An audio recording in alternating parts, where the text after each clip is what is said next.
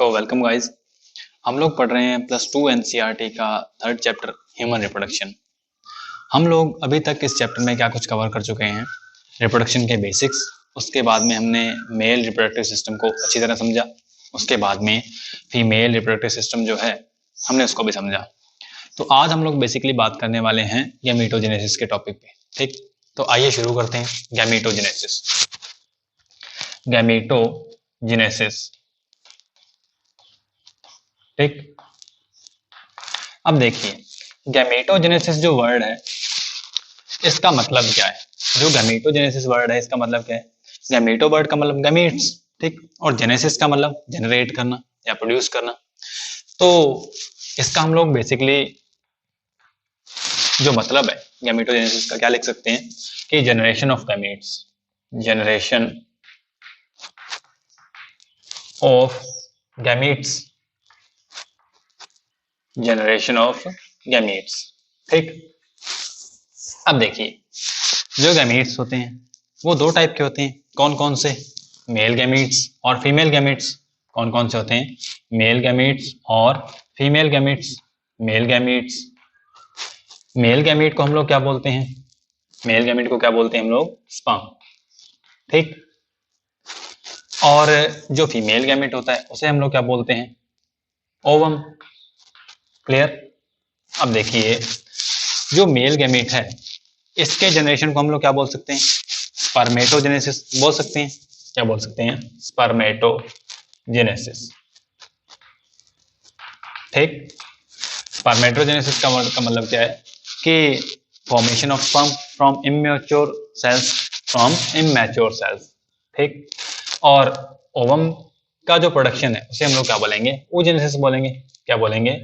oogenesis, ठीक। तो हम लोग क्या करते हैं, सबसे पहले आज स्पर्मेटोजेनेसिस को समझने की कोशिश करते हैं। तो आइए इसको शुरू करते हैं। हम जानते हैं कि जो स्पर्मेटोजेनेसिस है या जो गैमीटोजेनेसिस की प्रोसेस है ये कहाँ पर होती है? बेसिकली ये होती है प्राइमरी सेक्स ऑर्गन्स में। कहाँ पर होती है? प्राइमरी सेक्स ऑर्गन्स में, या फिर उन्हें हम लोग क्या बोल देते हैं? गोनाड्स बोल देते हैं। क्लियर? क्या बोलते हैं प्राइमरी सेक्स ऑर्गन्स को? गोनाड्स बोलते हैं, ठीक। और जो गोनाड्स होते हैं ये दो टाइप के होते हैं, मेल गोनाड्स और फीमेल गोनाड्स। मेल गोनाड्स जो होते हैं उन्हें हम लोग क्या बोलते हैं? टेस्टिस। क्या बोलते हैं? टेस्टिस, ठीक। तो जो स्पर्मेटोजेनेसिस की प्रोसेस है, मतलब मेल गैमीट जो बनेगा वो कहां पर बनेगा? मेल गोनाड्स के अंदर बनेगा। मतलब टेस्टिस के अंदर कौन सी प्रोसेस होगी? स्पर्मेटोजेनेसिस। कौन सी होगी? स्पर्मेटोजेनेसिस। तो मतलब स्पर्मेटोजेनेसिस की जो प्रोसेस है वो कहां पर होगी? वो टेस्टिस के अंदर होगी। टेस्टिस के अंदर क्या होगी? स्पर्मेटोजेनेसिस की प्रोसेस होगी।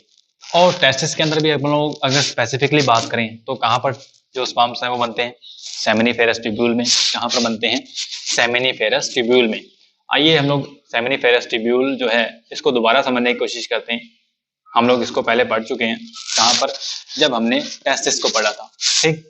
तो आइए दोबारा इसके बारे में ब्रीफ में देखते हैं ताकि हमें गैमीटोजेनेसिस जो है, स्पर्मेटोजेनेसिस बेसिकली, ये हमें अच्छी तरह समझ आए। तो जो सेमिनिफेरस ट्यूब्यूल है, हमने बात की थी कि यहाँ पर क्या पाई जाती है? सेमिनिफेरस ट्यूब्यूल जो है ये किससे लाइन रहती है? इसको लाइन करता है एक एपिथेलियम, जिसे हम लोग क्या बोलते हैं? जर्माइनल एपिथेलियम बोलते हैं। क्या बोलते हैं? जर्माइनल एपिथेलियम। और जर्माइनल एपिथेलियम में दो टाइप की सेल्स थी। कौन कौन सी? एक तो लार्ज कोलिमनर सेल्स, उन्हें हमने क्या बोला था? उन्हें हमने बोला था सर्टोली सेल्स। क्या बोला था? Sertoli cells. या फिर इन्हें क्या बोला था? नर्स सेल भी बोला था, ठीक। सर्टोली सेल्स के हम लोग फंक्शन भी देखेंगे थोड़े और डीप में। इसके अलावा जो क्यूबॉइडल सेल्स होती हैं या जो छोटी सेल्स होती हैं जर्माइनल एपिथेलियम में, उन्हें हमने क्या बोला था? प्राइमोर्डियल जर्म सेल्स बोला था। क्या बोला था? प्राइमोर्डियल जर्म सेल्स, ठीक। तो जो जर्म सेल्स हैं ये क्या करती हैं? बेसिकली गैमीट्स को प्रोड्यूस करती हैं। क्या करती हैं? जो जर्म सेल्स हैं, प्राइमोर्डियल जर्म सेल्स क्या करेंगे? गैमीट को प्रोड्यूस करेंगे, ठीक। तो आइए हम लोग क्या करते हैं, पहले जो सेल्स हैं इनके बारे में थोड़ा और हम लोग डीप में बात करते हैं, ठीक।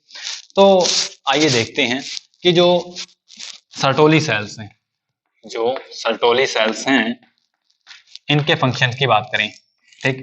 बेसिकली हम लोग पहले पढ़ चुके हैं सर्टोली सेल के फंक्शन के बारे में, लेकिन आइए दोबारा बात करते हैं कि सर्टोली सेल जो है ये क्या कुछ करती है। पहला तो ये क्या करती है कि एक फंक्शन ये करती है कि जो टेस्टोस्टेरोन होता है, जो टेस्टोस्टेरोन होता है, ठीक, उसकी कंसंट्रेशन को बढ़ाती है, उसकी कंसंट्रेशन को बढ़ाती है। कहाँ पर? सेमिनिफेरस ट्यूब्यूल में, ठीक। कहाँ पर बढ़ाती है कंसंट्रेशन टेस्टोस्टेरोन की? सेमिनिफेरस ट्यूब्यूल में। और कैसे बढ़ाती है? क्यों? क्योंकि ये रिलीज करती है एक सब्सटेंस जिसे हम लोग क्या बोलते हैं? Androgen binding protein. क्या बोलते हैं? एंड्रोजन बाइंडिंग प्रोटीन, ठीक। और एंड्रोजन बाइंडिंग प्रोटीन क्या करता है? बाहर से क्या करता है? वो जो टेस्टोस्टेरोन होता है उसको अंदर लेके आता है, ठीक। कौन लेके आता है? Androgen binding protein. अब एंड्रोजन को सिक्रेट किसने किया, या फिर टेस्टोस्टेरोन को सिक्रेट किसने किया? बाहर कौन सी सेल्स होती हैं? इन्हें हम लोग बोलते हैं लीडिंग सेल्स। क्या बोलते हैं? लीडिंग सेल्स, ठीक। इन्हें इंटरस्टिशियल सेल्स भी बोला जाता है। क्या बोलते हैं? Interstitial cells. क्लियर? तो सर्टोली सेल्स का पहला फंक्शन क्या है कि एबीपी को रिलीज करना और टेस्टोस्टेरोन की जो कंसंट्रेशन है उसको बढ़ाना। कहाँ पर? सेमिनिफेरस ट्यूब्यूल में, ठीक। आइए एक काम और हम लोग देखते हैं इसका कि ये एक और सब्सटेंस को रिलीज करती है जिसे हम लोग बोलते हैं इनहिबिन। क्या बोलते हैं? इनहिबिन, ठीक। अब हमने ये बात की थी कि जब हमने हार्मोनल कंट्रोल देखा था स्पर्मेटोजेनेसिस का, ठीक, तब हमने क्या देखा था?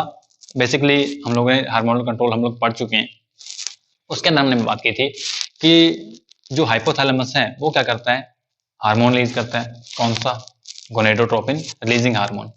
वो कहाँ पर एक्ट करता है? पिट्यूटरी पे। और पिट्यूटरी गोनेडोट्रोपिन रिलीजिंग हार्मोन के रिस्पॉन्स में क्या करती है? दो हार्मोन को रिलीज करती है। कौन कौन से? एफएसएच और एलएच, फॉलिकल स्टिमुलेटिंग हार्मोन और ल्यूटिनाइजिंग हार्मोन। अब बात करें जो फॉलिकल स्टिमुलेटिंग हार्मोन है, एफएसएच जो है, ये किसको प्रमोट करता है? ये स्पर्मेटोजेनेसिस की जो प्रोसेस है इसको क्या करता है? प्रमोट करता है। किसकी प्रोसेस को? स्पर्मेटोजेनेसिस की प्रोसेस को। स्पर्मेटोजेनेसिस की जो प्रोसेस है इसको क्या करता है? प्रमोट करता है, ठीक। अब जब एक्सेस में स्पर्म्स बन जाएंगे तो उनको रोकना भी पड़ेगा, ठीक। एक्सेस जो प्रोडक्शन है स्पर्म्स का उसको रोकना पड़ेगा। तो कौन रोकेगा उसे? उसे रोकेगा इनहिबिन। कौन रोकेगा? इनहिबिन। किसने रिलीज किया? सर्टोली सेल ने रिलीज किया। इनहिबिन क्या काम करता है? हमने बात कर चुके हैं कि ये हाइपोथैलेमस को भी नेगेटिव फीडबैक का मैसेज देता है और एंटीरियर पिट्यूटरी जो है उसे भी क्या करता है? ये नेगेटिव फीडबैक का मैसेज देता है। और फिर वहां से क्या होता है? जीएनआरएच जो कि हाइपोथैलेमस से रिलीज होता है और एफएसएच जो कहां से रिलीज होता है? पिट्यूटरी से रिलीज होता है। वो दोनों बंद हो जाते हैं, ठीक है। इनहिबिन के रिस्पॉन्स में क्या होता है कि उनका जो सिक्रेशन है वो कम हो जाता है, ठीक। तो इस टाइप से क्या करता है? इनहिबिन जो है ये कंट्रोल करता है स्पर्मेटोजेनेसिस को, ठीक। इसके बाद में हम लोग एक और इसका स्पेशल फंक्शन देखते हैं कि जो सर्टोली सेल्स हैं ये क्या करती हैं? एम्ब्रियोनिक कंडीशन में है जो सर्टोली सेल्स हैं ये क्या करती हैं? एक हार्मोन जिसे क्या बोलते हैं? एंटी मुलेरियन हार्मोन को सिक्रेट करती हैं। एंटी मुलेरियन हार्मोन को सिक्रेट करती है। क्या करती हैं? एंटी मुलेरियन हार्मोन को सिक्रेट करती हैं, ठीक। बेसिकली एंटी मुलेरियन हार्मोन करता क्या है? हमने बात की थी कि जो फैलोपियन ट्यूब्स होती हैं फीमेल में वो कहाँ से बनती हैं? वो एक डक्ट, मुलेरियन डक्ट से बनती हैं, हमने बात की थी। अब देखिए, अगर जो एम्ब्रियो है जो डेवलप हो रहा है यूट्रस के अंदर, उसका जो हम लोग बात करें कि जीनोटाइप जो है, ठीक, उसके अंदर जो सेक्स क्रोमोसोम्स जो हैं वो XY टाइप के हैं। मतलब XY किसके अंदर होते हैं? मेल के अंदर होते हैं। तो मतलब क्या है कि जो एम्ब्रियो है उसे आगे जाकर मेल इंडिविजुअल के अंदर डेवलप होना है।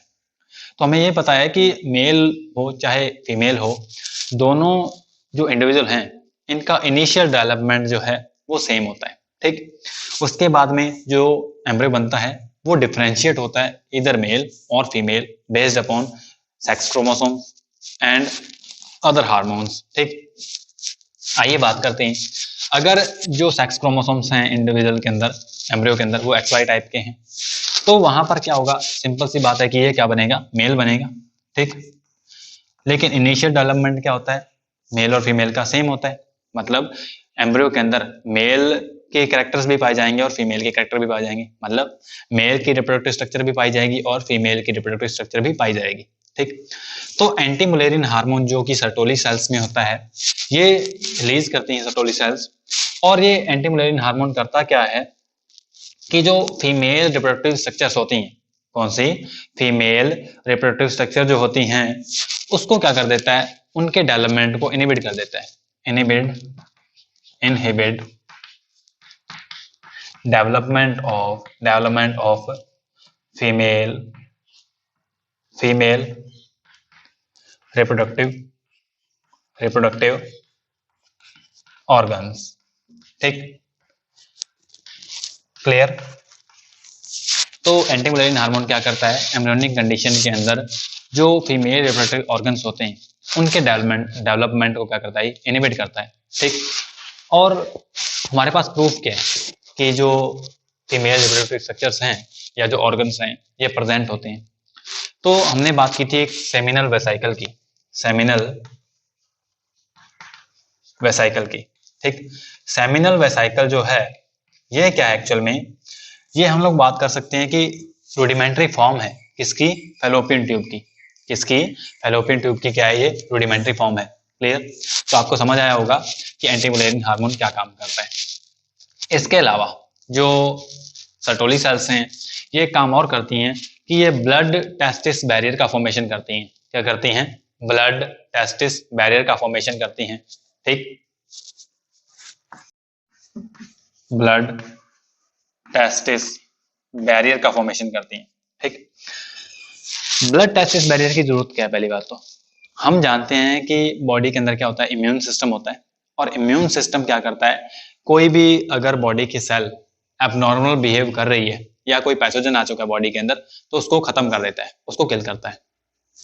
अब नॉर्मल बॉडी सेल्स जो होती हैं वो क्या होती हैं, डिप्लॉयड होती हैं। वो क्या होती हैं, डिप्लॉयड होती हैं। ठीक, वो क्या होती हैं, डिप्लॉयड होती हैं, मतलब उनके अंदर क्रोमोसोम का जो नंबर है वो कितना होता है, 46 होता है। लेकिन हम ये भी जानते हैं कि जो गैमीट्स होते हैं वो हैप्लॉइड होते हैं। गैमीट्स जो होते हैं वो क्या होते हैं, हैप्लॉइड होते हैं, और उनमें क्रोमोसोम का नंबर कितना होता है, 23। क्लियर, तो जो बॉडी का इम्यून सिस्टम है उसके अंदर क्या पाई जाएंगी, एंटीबॉडीज पाई जाएंगी। तो एंटीबॉडीज जो हैं इन सेल्स को, किसको, गैमीट्स को, हैप्लॉइड गैमीट्स जो हैं इनको खत्म ना कर दे। तो यहाँ पर क्या होता है कि जो सर्टोली सेल्स हैं ये काम और करती हैं, ब्लड टेस्टिस बैरियर का फॉर्मेशन करती हैं, जिससे कि जो हमारी एंटीबॉडीज होती हैं वो यहाँ तक पहुंच नहीं पाती हैं। ठीक, हमारी एंटीबॉडीज जो हैं वो यहाँ तक पहुंच नहीं पाती हैं और गैमीट्स सर्वाइव कर जाते हैं। क्लियर, तो ये था किसके बारे में, हमने बात की सर्टोली सेल्स के बारे में। और प्राइमोर्डियल जर्म सेल्स जो हैं, बात करते हैं प्राइमोर्डियल जर्म सेल्स के बारे में। प्राइमोर्डियल जर्म सेल्स क्या करेंगी, आगे जो है स्पर्म्स हैं इनको फॉर्मेट करेंगी। ठीक, प्राइमोर्डियल जर्म सेल्स जो हैं इन्हीं से आगे जाके क्या बनेंगे, स्पर्म्स बनेंगे। ठीक, स्पर्म्स बनेंगे। क्लियर, हमने ये भी बात की थी कि जो प्राइमोर्डियल जर्म सेल्स हैं इनका जो ओरिजिन होता है ये क्या होता है, एक्स्ट्रागोनाडल होता है। क्या होता है, ये एक्स्ट्रागोनाडल होता है।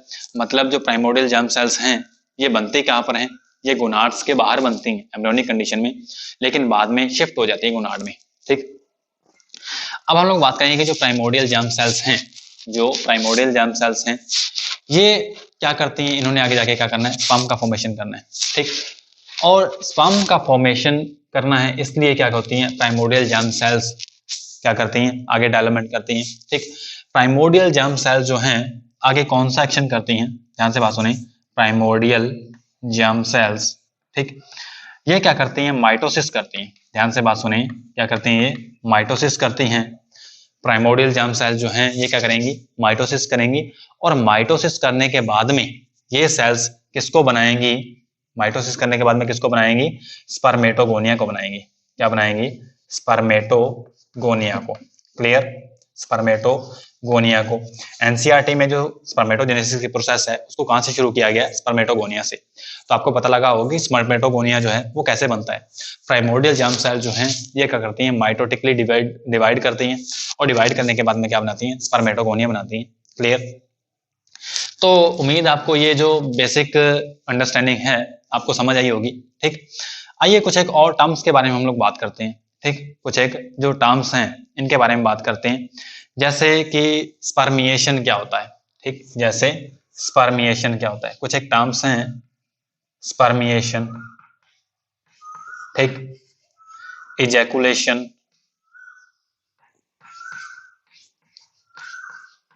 ठीक, स्पर्मिएशन, इजैकुलेशन, ये टर्म्स क्या होती हैं। स्पर्मिएशन, पहले इस टर्म को हम लोग समझते हैं। स्पर्मिएशन का मतलब क्या है कि जो स्पर्म्स हैं, हम लोग आगे दोबारा देखेंगे, ये जो टर्म है इसको दोबारा समझने की कोशिश करेंगे। स्पर्मिएशन वर्ड का मतलब क्या होता है कि जो स्पर्म्स होते हैं मैच्योर जब हो जाते हैं तो वो सेमिनिफेरस ट्यूब्यूल को लीव करते हैं, और लीव करके कहाँ पर जाते हैं, आगे फिर रेटाटाइसिस के अंदर, फिर एपिडाइमस एंड देन वास डिफरेंशिया से होते हुए कहाँ जाते हैं, वो इजैकुलेट हो जाते हैं बाहर। ठीक है, बाहर निकाल दिए जाते हैं बॉडी से। तो बेसिकली स्पर्मिएशन कौन सी प्रोसेस है, ऐसी प्रोसेस जिसके अंदर जो स्पर्म्स हैं, मैच्योर जो स्पर्म्स हैं, वो सेमिनिफेरस ट्यूब्यूल को लीव करते हैं, तो वो क्या है, स्पर्मिएशन की प्रोसेस है। नेक्स्ट जो प्रोसेस है इजैकुलेशन की, नेक्स्ट प्रोसेस कौन सी है, इजैकुलेशन की। इजैकुलेशन कौन सी प्रोसेस होती है कि इसके अंदर जो स्पर्म्स हैं इनको मेल बॉडी के बाहर निकाला जाता है। ठीक है, इजैकुलेशन की प्रोसेस के अंदर क्या हो जाता है कि स्पर्म्स जो हैं इनको मेल बॉडी के बाहर निकाला जाता है। क्लियर। एक टर्म होती है इंसेमिनेशन, इंसेमिनेशन, ठीक, इंसेमिनेशन वर्ड का मतलब क्या होता है कि जो स्पर्म्स हैं, ठीक, जो स्पर्म्स हैं बेसिकली कहाँ पर होते हैं, सीमन में होते हैं।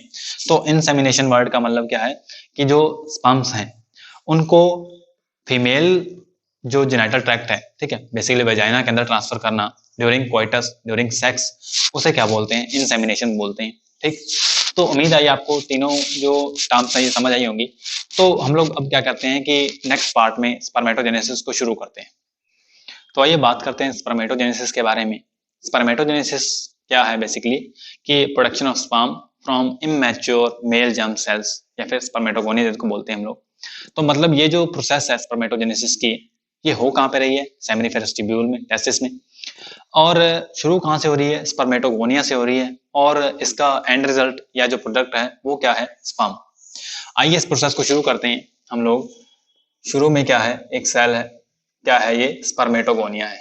क्या है ये, एक स्पर्मेटोगोनिया है।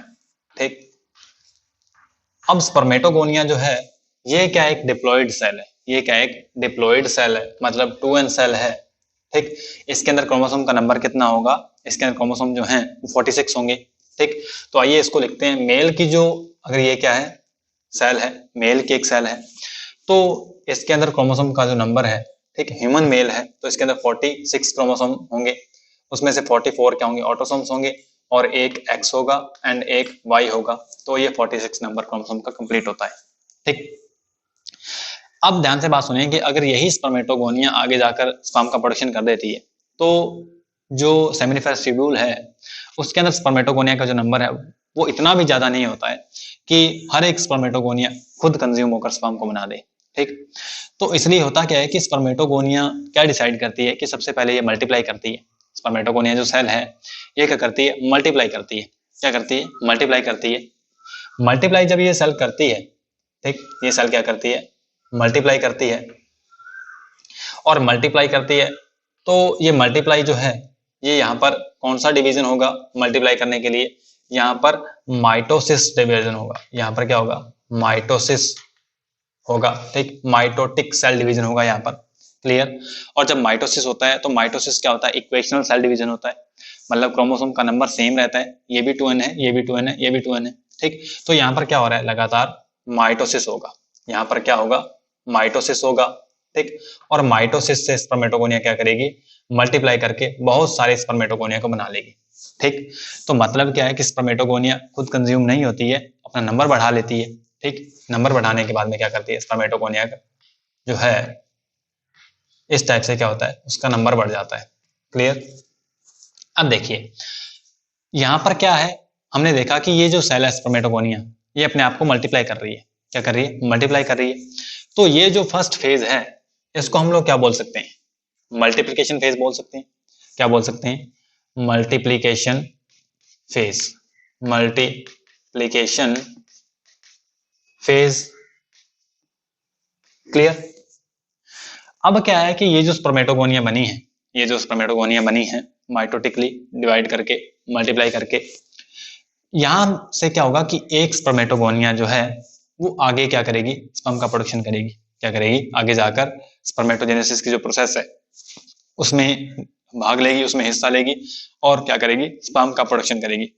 ठीक, और आइए देखते हैं, यहां से मान लीजिए ये एक सेल है, इसने क्या किया, आगे जाकर जो प्रोसेस आगे की उसमें भाग लिया। तो सबसे पहले इस सेल में क्या होगा, इस सेल में क्या होगा, ये जो सेल है ये अपना क्या करेगी, साइज बढ़ाएगी। ये जो सेल है स्पर्मेटोगोनिया, ये क्या करेगी, अपना साइज बढ़ाएगी। ठीक, और साइज बढ़ाएगी, क्लियर, क्या करेगी, साइज बढ़ाएगी। तो साइज बढ़ा रही है, ग्रोथ कर रही है, इसलिए इस फेज को हम लोग क्या बोल सकते हैं, ग्रोथ फेज बोल सकते हैं। क्या बोल सकते हैं, ग्रोथ फेज। तो ये जो फेज है इतना, ये कौन सा है, ग्रोथ फेज। कौन सा फेज है, ग्रोथ फेज। ग्रोथ फेज के अंदर बेसिकली है क्या कि स्पर्मेटोगोनिया जो है वो क्या कर रही है, अपनी ग्रोथ करेगी। ठीक, ग्रोथ करेगी। ध्यान से बात सुनिए, यहाँ पर क्या हो रहा है, ग्रोथ हो रहा है, कोई डिवीजन नहीं हुआ अभी तक। अब हमें यह भी पता है कि स्पर्मेटोजेनेसिस जो है इसके अंदर क्या होगा, स्पर्म का प्रोडक्शन होगा, और स्पर्म क्या होते हैं, हैप्लॉइड होते हैं। अब हैप्लॉइड स्पर्म्स को बनाने के लिए क्या चाहिए होता है, हमें जो सेल डिवीजन चाहिए होता है वो मियोसिस चाहिए होता है। इसलिए आपको जो मियोसिस है इसकी जो नॉलेज है आपको अब काम आएगी। ठीक, अब ध्यान से बात सुनिए कि इनमें से जब एक स्पर्मेटोगोनिया ने आगे जाके क्या किया था, अपना ग्रो किया था, ग्रो करके अपना साइज बढ़ाया था। तो ये जो स्पर्मेटोगोनिया आगे जाके क्या करती है, अपना साइज बढ़ाती है, ग्रो करती है। इस सेल को हम लोग क्या बोलते हैं, प्राइमरी स्पर्मेटोसाइट बोलते हैं। क्या बोलते हैं, प्राइमरी स्पर्मेटोसाइट। क्या बोलते हैं, प्राइमरी स्पर्मेटोसाइट। ठीक, प्राइमरी स्पर्मेटोसाइट क्या है, 2n है ये भी सेल, ये भी डिप्लॉइड सेल है। ठीक, तो मतलब इसके अंदर जो क्रोमोसोम है वो भी क्या है, 44 प्लस XY। ठीक, ये इसका क्या है, जेनेटिक कंपोजिशन है। अब देखिए जो प्राइमरी स्पर्मेटोसाइट है, ये जो सेल है ये 2n सेल है, और ये क्या करेगी, अब मियोसिस करना शुरू करेगी। क्या करेगी, ये मियोसिस करना शुरू करेगी। और मियोसिस आपको पता है कि मियोसिस के अंदर क्या होते हैं, दो फेज होते हैं, meiosis first and meiosis second. ठीक है, दो डिवीजन होते हैं मियोसिस में। तो यहाँ पर क्या होगा कि पहला डिवीजन होगा, पहला डिवीजन होगा। ठीक, और कौन सा डिवीजन होगा, फर्स्ट मियोटिक डिवीजन होगा। ठीक, ये हम लोग से बोल सकते हैं मियोटिक, फर्स्ट मियोटिक डिवीजन। मतलब यहां पर क्या हुआ है, पहला मियोसिस डिवीजन हुआ है, मियोसिस फर्स्ट यहां पर कंप्लीट होता है। और फर्स्ट मियोटिक डिवीजन जो होता है इसको हम लोग क्या बोलते हैं, रिडक्शनल सेल डिवीजन बोलते हैं। रिडक्शनल सेल डिवीजन बोलते हैं, मतलब क्रोमोसोम का नंबर हाफ रह जाता है। ठीक, तो यहाँ पर क्या है, बेसिकली ये जो सेल्स बनेंगी यहाँ पर इस टाइप से, ये जो सेल्स बनेंगी, ठीक, इनमें क्रोमोसोम का नंबर क्या रह जाएगा, ये डिप्लॉइड है, क्रोमोसोम का नंबर हाफ रह जाएगा, तो ये क्या हो जाएगी, हैप्लॉइड रह जाएगी। क्या रह जाएगी, हैप्लॉइड। क्लियर। और primary spermatocyte undergo first meiotic division to form secondary spermatocyte. क्या करती है, यहाँ पर ये जो सेल बनी है ये दोनों, ये क्या है, ये है सेकेंडरी, सेकेंडरी स्पर्मेटोसाइट। क्या है ये, सेकेंडरी स्पर्मेटोसाइट। क्लियर। अब देखना है कि यहां पर जो क्रोमोसोम का नंबर है वो क्या रह जाएगा। ठीक है, यहां पर 46 क्रोमोसोम होते हैं, यहां पर क्या रह जाएंगे, सिर्फ 23 क्रोमोसोम रह जाएंगे। ठीक, तो यहां पर क्या हो जाएगा, ये जो दोनों सेल हैं ये भी n है, ये भी n है। ठीक, तो इनका जो हम लोग बात करें जेनेटिक कंपोजिशन वो क्या रह जाएगा, 22 प्लस x एक में रह जाएगा। ठीक, और इसमें क्या रह जाएगा, 22 हम लोग एजम्पशन ले रहे हैं। ठीक, प्लस में x उधर चला गया तो बचा क्या, y, वो इधर आ जाएगा। ठीक, तो 22 ऑटोसोम्स हैं और एक सेक्स क्रोमोसोम है। इस टाइप से क्या है कि जो इनका जेनेटिक कंपोजिशन है वो है। ठीक, अब क्या होता है कि सेकेंडरी स्पर्मेटोसाइट, ये जो सेल बनी है ये आगे क्या करती है, सेकंड मियोटिक डिवीजन करती है। क्या करती है, सेकंड मियोटिक डिवीजन करती है। यहां पर क्या हो रहा है, सेकंड मियोसिस, क्या हो रहा है, सेकंड मियोटिक डिवीजन यहां पर हुआ है। ठीक, समझ आ रहा है क्या हो रहा है कि प्राइमरी स्पर्मेटोसाइट क्या है, जब स्पर्मेटोगोनिया ने क्या किया था, ग्रोथ की थी, तो क्या कौन सी सेल बनी, प्राइमरी स्पर्मेटोसाइट, 2n सेल है। ये क्या करती है, फर्स्ट म्यूटिक डिवीजन में भाग लेती है, और जब फर्स्ट म्यूटिक डिवीजन कंप्लीट होता है तो ये क्या होता है, एक रिडक्शनल सेल डिवीजन होता है। यहाँ पर क्या हो जाता है, जो क्रोमोसोम का नंबर है वो हाफ रह जाता है। ठीक, और बनता क्या है, सेकेंडरी स्पर्मेटोसाइट बनता है। और सेकेंडरी स्पर्मेटोसाइट जो है वो नेक्स्ट म्यूटिक डिवीजन करता है, मियोसिस सेकंड करता है, और यहाँ पर क्या बन जाता है, स्पर्मेटेड बन जाते हैं। क्या बन जाते हैं, स्पर्मेटेड बन जाते हैं। क्या बन जाते हैं, स्पर्मेटेड बन जाते हैं। ठीक, क्लियर। अब देखिए जो सेकंड मेयोटिक डिवीजन होता है, आपको ये भी पता है कि ये क्या होता है, इक्वेशनल सेल डिवीजन होता है। ठीक है, माइटोसिस की तरह ही होता है। अब यहाँ पर क्या है कि जो क्रोमोसोम का नंबर है वो और नहीं घटेगा, मतलब ये भी n रह जाएगा, ये भी हैप्लॉइड, ये भी हैप्लॉइड और ये भी हैप्लॉइड। क्लियर, समझ आई बात आपको। और ये जो दोनों सेल्स हैं, ठीक है, आइए इनका जो जेनेटिक कंपोजिशन है वो देखते हैं। वो क्या होगा, वो 22 प्लस में x, ठीक है, ये दोनों का ही है, 22 प्लस x इसका है, 22 प्लस x इसका है। और ये जो दोनों सेल्स हैं इसमें क्या रह जाएगा, 22 प्लस y। ठीक है, इन दोनों सेल्स का ये जेनेटिक कंपोजिशन हम लोग बोल सकते हैं। क्लियर। अब ध्यान से बात सुने कि जो स्पर्मेटेड बने हैं, जो स्पर्मेटेड बने हैं, ठीक, ये आगे जाके क्या करेंगे, स्पर्म का प्रोडक्शन करेंगे। ये क्या करेंगे, आगे जाके स्पर्म को बनाएंगे। ठीक, क्या करेंगे, स्पर्म को बनाएंगे। तो मतलब जो स्पर्मेटेड है ये आगे जाके क्या बनाएगा, स्पर्म को बनाएगा। ठीक, ये क्या मान लीजिए ये स्पर्म बन चुके हैं। ठीक, ये क्या बने हैं, ये स्पर्म्स बन चुके हैं। और स्पर्म्स क्या होते हैं, हैप्लॉइड होते हैं। क्या होते हैं, हैप्लॉइड होते हैं। क्लियर। तो उम्मीद आपको ये बात समझ आएगी स्पर्मेटोजेनेसिस किस टाइप से होता है। ठीक, अब देखिए जो प्रोसेस है, हम लोग बात कर रहे हैं कि ये जो फेज है, ठीक, ग्रोथ फेज के बाद में जो फेज है, यहाँ पर क्या हो रहा है, मैच्योरेशन हो रहा है। सेल्स जो है मेयोटिक डिवीजन कर रही हैं और मैच्योर हो रही हैं किसके अंदर, स्पर्म के अंदर। क्लियर। तो इस फेज को हम लोग क्या बोल सकते हैं, यहां से लेकर इस फेज को हम लोग क्या बोल सकते हैं, जो स्पर्म का प्रोडक्शन है यहाँ तक जो फेज है, इसे हम लोग बोल सकते हैं मैच्योरेशन फेज। क्या बोल सकते हैं, मैच्योरेशन फेज। क्योंकि यहाँ पर सेल्स क्या हो रही हैं, मैच्योर हो रही हैं, किसके लिए, स्पर्म बनाने के लिए। क्लियर। अब देखिए ये क्या बने हैं, ये जो चार बने हैं ऊपर वाले जो सेल्स हैं, ये क्या है, ये स्पर्मेटेड्स हैं। ये क्या है, स्पर्मेटेड्स हैं, स्पर्मेटेड। ठीक, अब ध्यान से बात सुनिए। और जब ओवम का केस होगा तो उसे क्या बोलेंगे हम, उसे ऊटेड बोल देंगे। अब स्पर्मेटेड जो होते हैं ये स्फेरिकल स्ट्रक्चर होती है। ध्यान से बात सुनिए, जो स्पर्मेटेड होता है ये क्या होती है, स्फेरिकल स्ट्रक्चर होती है। क्लियर। और नॉन मोटाइल होती है। जो स्पर्मेटेड बने हैं वो क्या है, स्फेरिकल स्ट्रक्चर है और नॉन मोटाइल है। नॉन मोटाइल है मतलब वो मूव नहीं कर सकते हैं, लेकिन स्पर्म तो मूव करते हैं। तो मतलब क्या है कि स्पर्मेटेड ट्रांसफॉर्म होंगे किसके अंदर, स्पर्म के अंदर। स्पर्मेटेड क्या होंगे, ट्रांसफॉर्म होंगे किसमें, स्पर्म के अंदर। तो स्पर्मेटेड का ट्रांसफॉर्मेशन इनटू स्पर्म, इस प्रोसेस को हम लोग क्या बोलते हैं, इस प्रोसेस को हम लोग बोलते हैं स्पर्मियोजेनेसिस। क्या बोलते हैं, स्पर्मियोजेनेसिस। क्लियर। स्पर्मियोजेनेसिस की जो प्रोसेस है इसके अंदर क्या होगा कि नॉन मोटाइल स्पर्मेटेड या non motile spherical spermatid transforms into sperms, transforms into motile sperms is known as process जो है इसे क्या बोलेंगे हम लोग, स्पर्मियोजेनेसिस बोलेंगे। क्लियर। यहाँ पर ये जो चार बने हैं ये क्या बने हैं, ये स्पर्म्स बने हैं। क्लियर, ये क्या बने हैं, स्पर्म्स बने। ठीक, अब ये जो ट्रांसफॉर्मेशन है ये किस टाइप से होता है, आइए इसको थोड़ा देखते हैं हम लोग कि ये जो सेल है स्पर्मेटेड है, ठीक, इसमें क्या होगा। ये जो सेल है ये एक सेल है मान लीजिए, ठीक है, ये एक सेल है। तो सेल के अंदर मतलब क्या होते हैं, सारे के सारे सेल ऑर्गेनल होते हैं। ठीक, क्या होते हैं, सेल ऑर्गेनल प्रेजेंट होते हैं। के अंदर जो गोल्जी बॉडी होगा वो क्या करेगा, गोल्जी बॉडी जो है वो क्या करेगा, एक्रोसोम का फॉर्मेशन करेगा। क्या करेगा, एक्रोसोम का फॉर्मेशन करेगा। क्लियर। यहां पर जो न्यूक्लियस होगा, न्यूक्लियस जो होगा वो क्या करेगा, कंडेंस हो जाएगा काफी ज्यादा और हेड पार्ट बनाएगा किसका, स्पर्म का।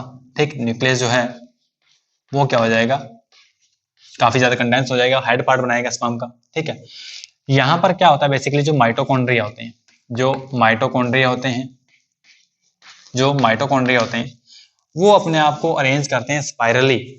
और उस माइटोकॉन्ड्रिया को हम लोग क्या बोलते हैं, नेबनकर्ण माइटोकॉन्ड्रिया बोलते हैं। क्या बोलते हैं, नेबनकर्ण, नेबनकर्ण माइटोकॉन्ड्रिया। ठीक, नेबनकर्ण बोलते हैं इसको। और जो यहाँ पर सेंट्रियोल होते हैं, जो यहाँ पर सेंट्रियोल होते हैं उनमें से एक सेंट्रियोल क्या करता है, बेसिकली सेंट्रियोल जो होते हैं, सेंट्रोसोम में दो सेंट्रियोल होते हैं, एक सेंट्रियोल क्या करता है उनमें से, नेक रीजन में एक क्या होता है, नेक रीजन में अपने आप को एस्टेब्लिश करता है एंड नेक्स्ट जो सेंट्रियोल होता है वो क्या करता है, फ्लैजिला का फॉर्मेशन करता है। वो क्या करता है, फ्लैजिला का फॉर्मेशन करता है। ठीक, जो स्पर्म का फ्लैजिला होता है नीचे, ठीक है, जो उसकी टेल होती है जो कि मूव करने के अंदर हेल्प करती है, वो क्या होता है कि फ्लैजिला का फॉर्मेशन कौन करता है, जो सेकंड सेंट्रियोल होता है वो करता है। ठीक, अब ध्यान से बात सुनिए कि जो स्पर्मेटोगोनिया है, जो स्पर्मेटोगोनिया है, स्पर्मेटोगोनिया से स्पर्म बनने में टोटल कितना टाइम लगता है, तो इसके अंदर लगभग 74 डेज लग जाते हैं। कितने लग जाते हैं, एक स्पर्मेटोगोनिया से, एक स्पर्मेटोगोनिया से स्पर्म जब बनता है तो इसके अंदर कितने दिन लग जाते हैं, इसमें लगभग 74 डेज लग जाते हैं। ठीक, और एक एडल्ट मेल में, एक एडल्ट मेल में लगातार हर दिन क्या होता है, लगभग 10 to the power 12 to 10 to the power 13 इतने जो स्पर्म हैं इनका प्रोडक्शन होता है डेली। ठीक, डेली जो एक मेल होता है, एडल्ट मेल होता है, उसके अंदर क्या होता है 10 टू द पावर 12 और 13 इसके बीच में क्या होता है, स्पर्म का प्रोडक्शन होता है। और स्पर्मेटोगोनिया से स्पर्म जो बनता है इसमें कितने दिन लग जाते हैं, इसमें 74 डेज लग जाते हैं। क्लियर, तो ये था सारा स्पर्मेटोजेनेसिस के बारे में। ठीक, अब हम लोग क्या करेंगे कि जो नेक्स्ट पार्ट होगा उसमें हम लोग स्पर्म के स्ट्रक्चर को समझेंगे। तो आइए बात करते हैं स्ट्रक्चर ऑफ स्पर्म के बारे में। स्पर्म को हम लोग स्पर्मेटोजोआ भी बोल देते हैं। क्या बोलते हैं, स्पर्मेटोजोआ। ठीक, अब देखिए जो स्ट्रक्चर है स्पर्म की, ठीक है, माइक्रोस्कोपिक स्ट्रक्चर हम लोग देख रहे हैं स्पर्म की। स्पर्म आपको पता होगा कि ये क्या है, ह्यूमन बॉडी की सबसे स्मॉलेस्ट सेल है जो स्पर्म है। क्लियर, तो आइए जानते हैं जो स्पर्म है इसकी जो स्ट्रक्चर है इसमें कौन कौन से पार्ट पाए जाते हैं। ठीक, हम लोग क्या करते हैं कि स्पर्म की स्ट्रक्चर को 4 पार्ट में डिवाइड कर लेते हैं, 4 पार्ट्स में डिवाइड कर लेते हैं। ठीक, 4 पार्ट्स में डिवाइड कर लेते हैं। कौन कौन सा, सबसे जो अपर रीजन है उसे हम लोग बोलते हैं हेड रीजन। क्या बोलते हैं, हेड रीजन, हेड रीजन। अब देखिए जो हेड रीजन है इसके अंदर क्या कुछ प्रेजेंट होता है, एक तो एक्रोसोम प्रेजेंट होता है और एक क्या होता है, न्यूक्लियस प्रेजेंट होता है। ठीक, आइए बात करते हैं एक्रोसोम के बारे में। एक्रोसोम, एक्रोसोम खुद अपने आप में बता रहा है कि इसकी पोजीशन कहां पर है। एक्रो वर्ड का मतलब क्या होता है, हाइट, एकदम एकदम टिप। ठीक, और सोमा वर्ड का मतलब क्या होता है, बॉडी। तो ऐसी बॉडी जो कि एकदम टिप पे प्रेजेंट है।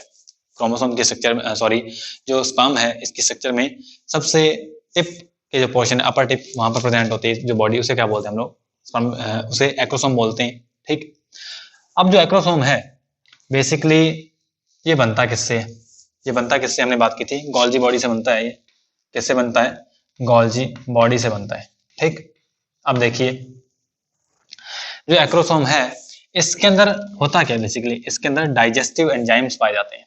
क्या पाए जाते हैं, डाइजेस्टिव एंजाइम्स पाए जाते हैं। क्लियर, क्या पाए जाते हैं यहाँ पर, डाइजेस्टिव एंजाइम्स पाए जाते हैं। उन्हें हम लोग कंबाइंड फॉर्म में क्या बोल देते हैं, स्पर्म लाइसेंस बोल देते हैं। क्या बोल देते हैं, स्पर्म लाइसिन। ठीक, देखिए ये स्पर्म लाइसिन का काम क्या है, या जो डाइजेस्टिव एंजाइम्स हैं क्रोमोसोम में प्रेजेंट हैं, सॉरी जो एक्रोसोम है यहाँ पे प्रेजेंट है, इनका काम क्या होता है कि जो स्पर्म है इसने करना क्या, आगे जाकर फर्टिलाइजेशन में की प्रोसेस में भाग लेना है। ठीक है, एक्चुअल में क्या करना है, जो ओवम है उसको फर्टिलाइज करना है। क्लियर, तो फर्टिलाइजेशन, जो फर्टिलाइजेशन की प्रोसेस है वो कैसे होगी, जो ओवम होता है उसके चारों ओर क्या होती है, कुछ एक सेल की लेयरिंग होती है। ठीक है, एक तो जो सेल्स होते हैं कुछ एक उनकी लेयरिंग होती है, उसे हम लोग क्या बोलते हैं, कोरोना रेडिएटा बोलते हैं। इसके बाद में एक और लेयरिंग होती है सेल्स के अंदर, उसे हम लोग जोना पैलिसिडा बोलते हैं। ठीक, अगर मान लीजिए ये क्या है, ओवम है, ये ओवम है, तो इसके बाहर एक लेयर होगी, उसे हमने क्या बोला, जोना पैलिसिडा बोला। ठीक, और इसके बाहर क्या होती है, सेल्स की लेयरिंग होती है, कुछ कुछ एक इस टाइप से, जो फॉलिकुलर सेल्स होती हैं उनकी लेयरिंग होती है। ठीक, ये सेल्स की जो लेयरिंग है इसे क्या बोलते हैं हम लोग, कोरोना रेडिएटा बोलते हैं। क्या बोलते हैं, कोरोना रेडिएटा। तो स्पर्म को क्या करना है, इस ओवम को फर्टिलाइज करना है। तो मतलब क्या है, इसकी जो ये गार्डिंग है, ठीक है, इसकी जो गार्ड लेयर्स हैं इनको ब्रेक करना पड़ेगा। तो ब्रेक कौन करेगा, इसके अंदर डाइजेस्टिव एंजाइम्स होते हैं, वो इन सेल को क्या करेंगे, और इसके जो मेम्ब्रेन है इसको क्या करेंगे, डाइजेस्ट कर देंगे। ठीक है, और तब स्पर्म क्या करेगा, अपना न्यूक्लियस इस ओवम के अंदर ट्रांसफर कर देगा। ठीक, तो इसलिए क्या होता है कि एक्सोसोम प्रेजेंट होता है। समझ आई होगी आपको बात, ठीक। अब नेक्स्ट हम लोग बात करते हैं कि जो न्यूक्लियस है, न्यूक्लियस न्यूक्लियस कहां पर होता है? हेड रीजन में होता है, ठीक। न्यूक्लियस, जब ध्यान से बात सुने, जो स्पर्मेटेड है वो क्या होता है? ट्रांसफॉर्म होता है स्पर्म के अंदर। तो तब वहां पर हो क्या होता है एक्चुअल में स्पर्मेटेड के अंदर, कि जो न्यूक्लियोप्लाज्म होता है, न्यूक्लियोप्लाज्म के अंदर क्या कुछ आ जाता है, जो फ्लूइड होता है न्यूक्लियस के अंदर, प्लस में जो क्रोमेटिन होता है वो आ जाता है, ठीक। तो उसमें से जो न्यूक्लियोप्लाज्म के अंदर बेसिकली जो क्रोमेटिन है, सिर्फ वही बच जाता है किसके अंदर? स्पर्म के अंदर। जो बाकी एक्सेस अमाउंट के अंदर जो फ्लूइड होता है उसे क्या कर दिया जाता है? रिलीज कर दिया जाता है, ताकि जो स्ट्रक्चर है, वो और ज्यादा छोटी हो सके, जो ज्यादा कॉम्पैक्ट हो सके, ठीक। तो इसलिए जो न्यूक्लियस है वो क्या हो जाता है? इलोंगेट हो जाता है इस टाइप से। न्यूक्लियस क्या है? इसका इलोंगेटेड स्ट्रक्चर है एक। ये क्या है? एक इलोंगेटेड स्ट्रक्चर है। क्या है? इलोंगेटेड स्ट्रक्चर है। और इसके अंदर बेसिकली है क्या? इसके अंदर सिर्फ क्रोमेटिन प्रेजेंट होता है। यहाँ पर क्या होता है? सिर्फ क्रोमेटिन प्रेजेंट होता है, ठीक। क्या होता है? क्रोमेटिन प्रेजेंट होता है, क्लियर। यहाँ पर न्यूक्लियोलस भी नहीं होता है, यहाँ पर न्यूक्लियोलस भी प्रेजेंट नहीं होता है, ठीक है, क्योंकि न्यूक्लियस नॉर्मल जो सेल होती है उसके अंदर, न्यूक्लियस के अंदर क्या होता है? न्यूक्लियोलस प्रेजेंट होता है। तो यहाँ पर न्यूक्लियोलस भी नहीं होता है, यहाँ पर सिर्फ क्रोमेटिन होता है, क्लियर। अब ध्यान से बात सुने, हाइड रीजन हमारे कंप्लीट होती है। नेक्स्ट रीजन आती है, वो कौन सी रीजन आती है? नेक रीजन, ठीक। जो नेक रीजन है, ध्यान से बात सुने, जो नेक रीजन है इसके अंदर क्या पाया जाता है? सेंट्रोसोम पाया जाता है। नेक रीजन के अंदर क्या पाया जाता है? सेंट्रोसोम पाया जाता है। और सेंट्रोसोम के अंदर हम लोग जानते हैं कि दो सेंट्रियोल होते हैं, उसकी सेंट्रोसोम के अंदर दो यूनिट होती हैं, सेंट्रियोल जिनको बोलते हैं। और दोनों जो सेंट्रियोल होते हैं वो एक दूसरे के एकदम राइट एंगल पे क्या होते हैं? प्लेस्ड होते हैं। क्या होते हैं? एक दूसरे के राइट एंगल पे प्लेस्ड होते हैं, ठीक। आइए इसको समझते हैं हम लोग, कि अगर मान लीजिए ये दोनों क्या है? यूनिट्स हैं सेंट्रोसोम की। तो एक मान लीजिए सेंट्रोसोम जो है, सेंट्रोसोम के अंदर जो यूनिट है वो इस टाइप से, और नेक्स्ट जो यूनिट है वो इस टाइप से होगी, ठीक। एकदम एक दूसरे के राइट एंगल पे होगी, इस टाइप से, ठीक। क्लियर, समझ आया होगा आपको कि मतलब वो क्या होते हैं? एक दूसरे के राइट एंगल पे होती हैं, इस टाइप से,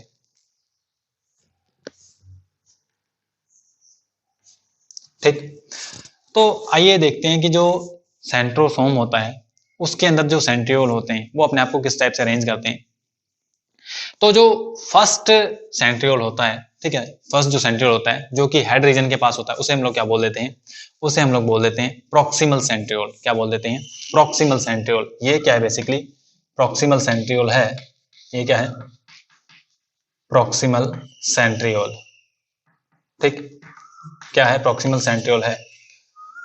जो प्रॉक्सिमल सेंट्रियोल है ये नेक रीजन में प्रेजेंट होता है। जब हेड का फॉर्मेशन हो रहा होता है, हेड पार्ट का फॉर्मेशन हो रहा होता है, डेवलपमेंट हो रहा होता है, तब क्या होता है कि वहां पर हेड रीजन में नीचे की तरफ एक डिप्रेशन बनता है, इस टाइप से डिप्रेशन बनता है। और जो प्रॉक्सिमल सेंट्रियोल है वो अपने आप को अरेंज करता है इस टाइप से उसमें, ठीक, इस टाइप से अपने आप को अरेंज करता है। तो क्या बोलते हैं? उसे प्रॉक्सिमल सेंट्रियोल बोलते हैं। जो नेक्स्ट पोर्शन होता है सेंट्रियोल, जो नेक्स्ट क्या है सेंट्रियोल है, वो क्या करता है? टेल का फॉर्मेशन करता है। बेसिकली आगे जाके क्या करता है? मिडल पीस से होता हुआ क्या करता है? वो टेल का फॉर्मेशन करता है, ठीक। आपने फ्लैजिला पढ़ा होगा +1 में, तो वहां पर हमने देखा था कि जो फ्लैजिला है उसके अंदर हमें क्या देखने, जो स्ट्रक्चर है माइक्रोट्यूबुल जो होती है वो हमें 9+2 के अरेंजमेंट में देखने को मिलती है। तो सेम टू सेम यहाँ पर भी वही स्ट्रक्चर होती है। ये भी क्या है? फ्लैजिला ही एक टाइप से, ठीक। तो यहाँ पर जो फ्लैजिला है इसके फॉर्मेशन कौन करेगा? ये सेंट्रियोल करेगा। और प्रॉक्सिमल के बाद में है तो इसे क्या बोलेंगे? डिस्टल सेंट्रियोल बोलेंगे। क्या बोलेंगे? Distal centriole. क्या बोलेंगे? Distal centriole. ध्यान से बात सुने, जो नेक रीजन है वहां पर क्या होता है? प्रॉक्सिमल सेंट्रियोल होता है, ठीक। क्या होता है? प्रॉक्सिमल सेंट्रियोल होता है। और प्रॉक्सिमल सेंट्रियोल करता क्या है? जो ओवम होता है उसके अंदर क्या करेगा? वो सेकेंडरी पोलर बॉडी का फॉर्मेशन को क्या करेगा? इनिशिएट करेगा, ठीक। वरना जो ओवम होता है, ठीक, हम लोग बाद में देखेंगे कि जो ओवम है जिसको हम लोग नॉर्मली ओवम बोल देते हैं, वो ओवम नहीं होता है, वो सेकेंडरी oocyte होता है, ठीक। सेकेंडरी oocyte के अंदर जब एक और पोलर बॉडी बनती है, ठीक, तब वो क्या बनता है? ओवम बनता है। और वो प्रोसेस फर्टिलाइजेशन के बाद में होती है, ठीक। वो प्रोसेस है फर्टिलाइजेशन के बाद में होती है, लेकिन कार्योगैमी से पहले होती है। एक्चुअल में होता क्या है कि मान लीजिए ये क्या है? ओवम है, ठीक, क्लियर, जिसको हम लोग क्या बोलते हैं? इनिशियली ओवम बोल देते हैं, लेकिन एक्चुअल में क्या होता है? ये सेकेंडरी oocyte होता है। क्या होता है? Secondary oocyte। मतलब इसमें सेकेंड म्यूटिक डिवीजन जो है वो इनकम्प्लीट होता है, ठीक।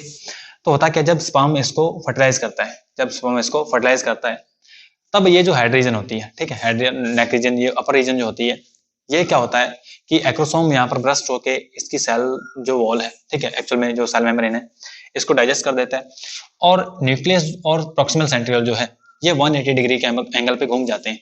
मतलब ये जो रीजन है इतना, ये क्या होगा 180 डिग्री के एंगल पे घूम जाएगा at the time of fertilisation.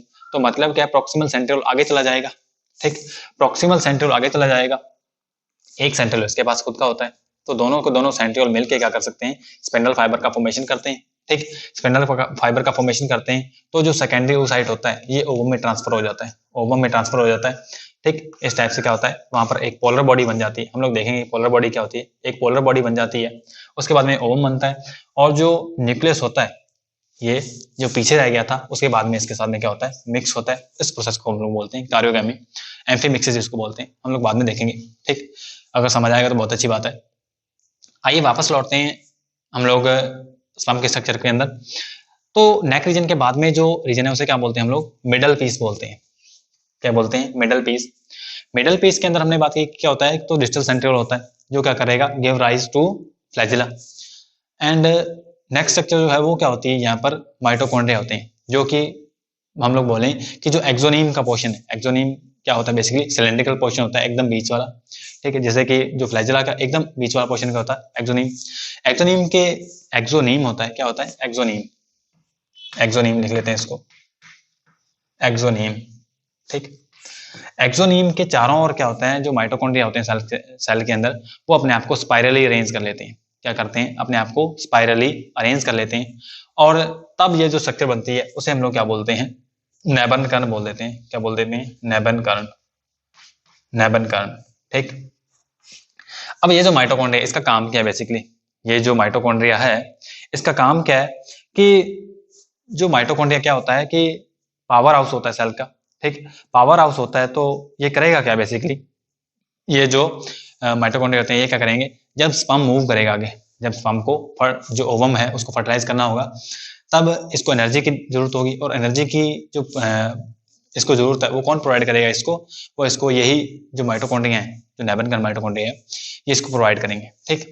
Next जो लास्ट रीजन बचती है हमारे पास, ये क्या होती है, ये टेल रीजन होती है, ठीक। नेक्स्ट जो रीजन है वो क्या है, टेल रीजन है, ठीक। अब टेल रीजन के अंदर ध्यान से बात सुने कि दो स्ट्रक्चर आ जाती हैं।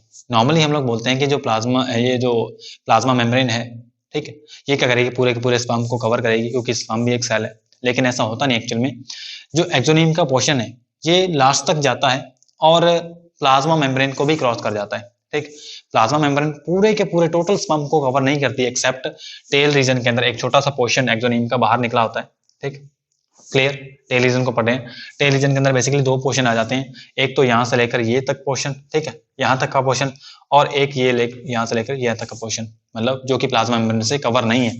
तो जो प्लाज्मा मेम्ब्रेन से कवर्ड पोर्शन है टेल का, जो प्लाज्मा मेम्ब्रेन से कवर है टेल का रीजन, उसे हम लोग क्या बोलते हैं, प्रिंसिपल पीस, प्रिंसिपल पीस, ठीक।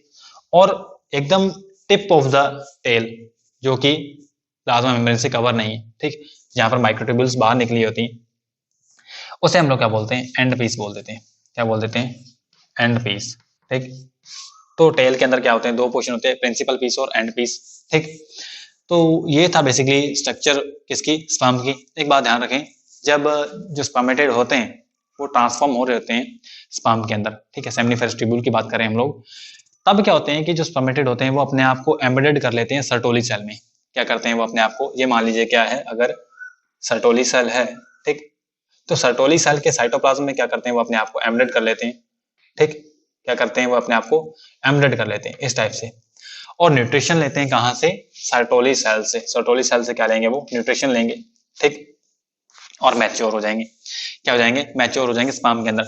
और मैच्योर, फिर जो मैच्योर स्पर्म है फिर वो क्या करेगा, सर्टोली सेल को लीव करके जो सेमिनिफेरस ट्यूब्यूल है उसको लीव कर जाएगा। सर्टोली सेल से न्यूट्रिशन लेके फिर वो क्या करेगा, एक्चुअल में मैच्योर होके स्पर्म पूरा बन के कहाँ जाएगा, फिर वो एक्चुअल में जो हमारी क्या होती है सेमिनिफेरस ट्यूब्यूल है उसको क्या कर देगा, वो लीव कर देगा। और लीव करने की जो प्रोसेस है इसी को हमने बोला था स्पर्मिएशन। क्या बोला था? स्पर्मिएशन। स्पर्मेटोजेनेसिस क्या होती है? स्पर्मेटोगोनिया से स्पर्म का प्रोडक्शन। स्पर्मिएशन क्या होती है? जब जो स्पर्म है मैच्योर होकर सेमिनिफेरस ट्यूब्यूल को लीव करता है, ठीक है। और स्पर्मियोजेनेसिस क्या होता है? नॉन मोटाइल स्पर्मेटेड जब स्पर्म बनता है, ठीक है, मोटाइल स्पर्म बनता है, ट्रांसफॉर्म होता है उसमें, तो उस प्रोसेस को हम लोग बोलते हैं स्पर्मियोजेनेसिस।